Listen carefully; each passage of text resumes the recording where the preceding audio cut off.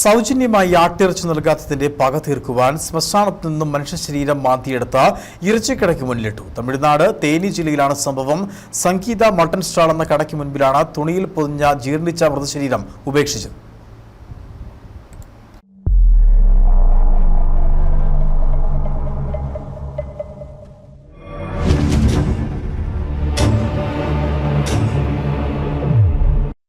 മണിയരശൻ എന്നയാളാണ് കട നടത്തുന്നത്.